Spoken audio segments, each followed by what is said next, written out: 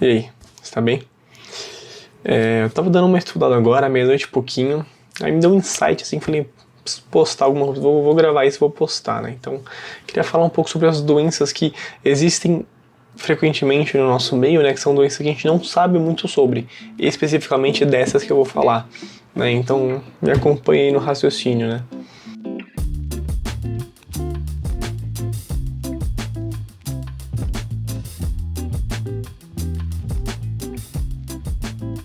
Bom, se você não me conhece, eu sou o Rubens Godoy e eu faço medicina, né?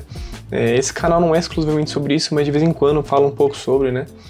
E como eu tava muito tempo sem gravar, inclusive tô com um vídeo no editor para terminar de editar, falei, vou gravar e postar. Eu queria falar um pouco sobre as doenças que... Cara, eu acho impressionante como a gente sabe pouco sobre essas doenças, né? E eu vou falar um pouco nesse caso, especificamente da doença que eu tô estudando, que eu achei interessante, né? Que é a dispepsia funcional. Antes de entender, primeiramente, o que é ela, né? É preciso entender o que é dispepsia, que eu vou chamar de um modo generalizado como sintomas de desconforto gástrico, geralmente empachamento, então aquela sensação de ficar cheio, então uma dor epigástrica, né? Vou falar dor na boca do estômago, fica mais fácil para entender. Também náusea, uma sensação de queimação pode aparecer também. A gente pode chamar isso de uma síndrome dispéptica, né? Não, então algum tipo de dispepsia. E a dispepsia, ela tem duas vertentes, tanto a funcional quanto a orgânica, né?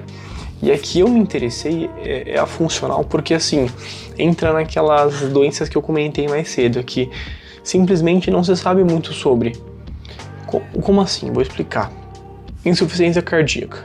Insuficiência cardíaca é uma patologia muito bem conhecida e delimitada, então você sabe os sintomas, sabe o que acontece. Vou dar outro exemplo, diabetes. Esse é até um exemplo muito melhor ainda.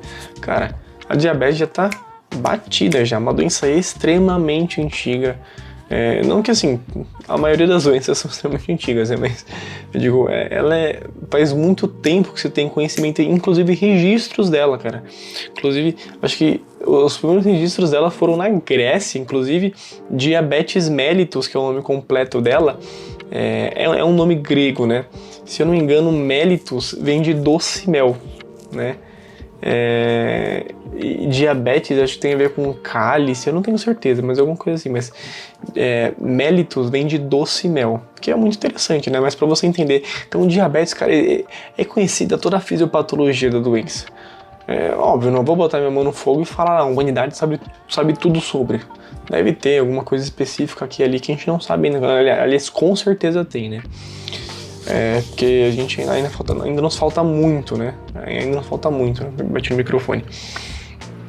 Mas de modo geral, é muito bem conhecida a sua fisiopatologia, principalmente os mecanismos de agressão, né? Então, por exemplo, é conhecido como que a diabetes por exemplo, a mellitus tipo 2 é desenvolvida, como que a tipo 1 pode ser desenvolvida, como que, por exemplo, como que ela pode agredir o organismo, quais as consequências, quais os tratamentos, se tem tal caso, esse tratamento não pode, então outro pode. Então, é muito bem definido isso, sabe? Assim, eu vou até abrir um adendo no que eu falei, especificamente a tipo 1 idiopática, né? Não sei se é tipo A, tipo 1 ou 2, né? Mas eu sei que dentro dos tipos de diabetes existem outros tipos, né? Então, especificamente da diabetes tipo 1 tem a idiopática, né? Se eu não me engano é tipo B, é tipo 1B, né? Que não se sabe exatamente como que ela acontece, que é justamente sobre esse tipo de doença que eu quero falar sobre, né? Mas é tipo 10% dos casos dos diabetes tipo 1, então enfim. Mas vamos lá, foco principal, né? Em relação à dispepsia que eu já te expliquei, o que é a funcional? Então, basicamente é uma dispepsia, essa síndrome dispéptica, essa doença, essa patologia do estômago, que você vê algum grau de você percebe que tem alguma coisa acontecendo, você pode até ter algum grau de lesão, mas você não consegue ver essa lesão. Isso que define funcional da orgânica. Tanto que a orgânica ela é considerada orgânica porque tem uma lesão estrutural visível no órgão, né? Enquanto a funcional, ela não é... isso obviamente é distinguível por especificamente endoscopia, não é visível. Então assim, o que muda de uma coisa para outra, né? Cara, é relativamente bem delimitado a fisiopatologia, né? O que é fisiopatologia? O mecanismo da doença, eu vou chamar assim, né? Então, o mecanismo da doença, como ela acontece, o que ela faz no corpo e como ela se desenvolve, e a interação dela com o organismo, principalmente da orgânica, é relativamente bem definido, enquanto o da funcional... Eu vou ler aqui um trecho, tipo, eu não vou nem ler, mas eu tô com um artigo aqui, cara, e o que ele fala é o seguinte, acontece isso, acontece aquilo, pode ser que isso tenha influência, pode ser que isso aqui tenha, mas no fundo eu vou ler exatamente aqui, apesar de os mecanismos fisiopatológicos não estarem totalmente esclarecidos, diferenças relacionadas ao gênero foram observadas em várias, então ele começa a falar algumas coisas que eles perceberam que tem diferença, que tem algum tipo de influência, né?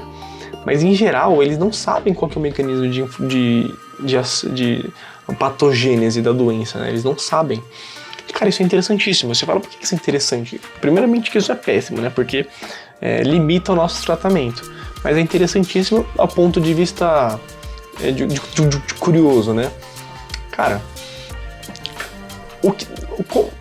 você já se parou de perguntar como que eles descobrem uma doença que não sabe como ela acontece? Como que você define isso? E eu tava pensando, cara, é o seguinte, irmão. Você tem X sintomas. Você tem um sintoma tal. Mas eu já pesquisei e o que você tem não é Z, não é Y, não é W, não é T, não é U. Pô, então o que é isso que não tá dentro do meu espectro, do meu espectro?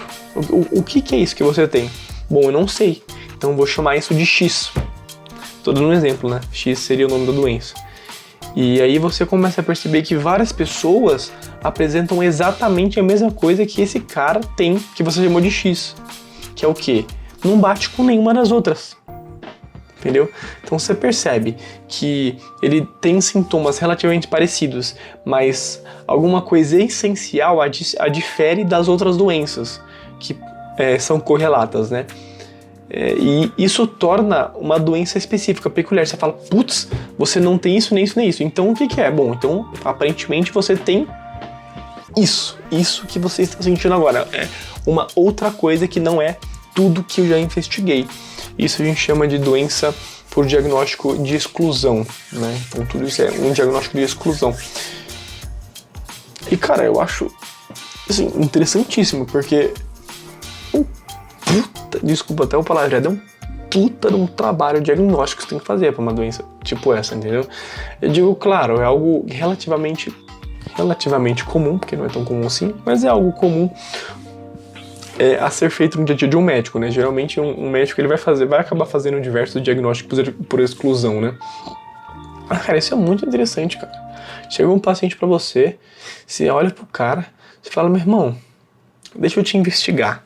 Aí ele parece que tem uma coisa, mas tem uma coisa que ele tem algum aspecto da doença que ele tem que difere completamente ele da doença que você tá em dúvida. Então fala, então essa hipótese diagnóstica aqui já era, então não é essa. E a outra, putz, mas também não é por conta disso. Então o que ele tem? Bom, então só pode ser isso. Então é a última das opções, né? E por que eu tô falando isso? Porque justamente não se sabe como ela acontece. Então, para pra pensar. A gente vive hoje em um mundo que é possível a gente ver dentro de uma pessoa sem abrir ela. O que eu tô falando? Raio-X, tomografia, ressonância, ultrassom. Cara, mano, para pra pensar no que eu tô falando. Eu consigo enxergar você por dentro sem te abrir. Eu consigo enxergar, eu consigo delimitar a borda, eu consigo saber se a borda do seu fígado tá regular ou não. Eu consigo saber se tá passando sangue ou não por uma veia X. Eu consigo saber se tem um coágulo ou não só de olhando pro exame de imagem. mas eu não sei definir por que que o cara fica com esses sintomas, com essa dor na boca do estômago, vou chamar assim, por conta dessa doença. Entendeu? Então são coisas ainda que eu só queria compartilhar esse pensamento de como que a humanidade ainda está muito desevoluída, né? Ainda não está evoluída na medicina, cara. Eu acho assim muito interessante, assim, tipo, realmente o que é péssimo, porque muitas pessoas sofrem por isso, mas é interessantíssimo você ver que diante de toda a tecnologia que a gente tem, uma coisa simples que é definir um mecanismo de agressão de uma doença gástrica, a gente não sabe. A gente não sabe o que é. Falar, pô, cara, tem isso, acontece isso tá correlato, mas o que acontece de fato? Eu não sei. Eu sei que essas coisas acontecem, mas eu não sei explicar elas. Entendeu? Então, isso também é muito chamado de... quem tá mais acostumado a ver, até mesmo quem não tá acostumado, mas já ouviu, idiopático, né? Tudo que é idiopático significa que não tem uma causa clínica específica, pelo menos não explicada, né? Então, foi o caso do que eu falei da diabetes tipo 1B, que ela é uma diabetes idiopática, não se sabe a causa dela. A tipo 1A, ela é uma diabetes que é causada por ataque às ilhotas de Langerhans, que são a parte do seu pâncreas que produzem a insulina, um ataque a essas ilhotas pelo seu próprio corpo, né? Então ela é uma doença imune, né? Uma doença autoimune, enquanto a 1B é idiopática, né? Então, e tem vários, inclusive aqui mesmo ele falou, deu um exemplo aqui, ó. Aqui, ó. Gastroparesia primária ou idiopática. Então o que é? É uma lentidão no esvaziamento gástrico, né? Para a comida que está pro suco gástrico, né, que está no estômago ir embora, demora mais e não se sabe por quê nessa doença, né, nessa condição específica, né? Então, cara, e tem muitas coisas assim, muitas coisas que são idiopáticas, e eu acho assim interessante a gente ter tanta tecnologia, e cara, isso prova que a gente não sabe de nada, cara. Isso prova porque as pessoas tanto falam que o médico não para de estudar nunca, né? Justamente por conta desse fator, né? Das, entre muitas aspas, idiopaticidades, né? Acabei de inventar uma nova palavra, não sei nem se existe isso. Mas eu acho muito interessante, cara. Fica aí o pensamento aí. Falei um pouquinho demais, era pra ser algo mais curto, mas espero que tenham gostado. É nóis, vê algum outro vídeo aí, não esquece de curtir se você gostou, tá? Comenta, me ajuda muito, tá bom? Então é nóis. Tamo junto.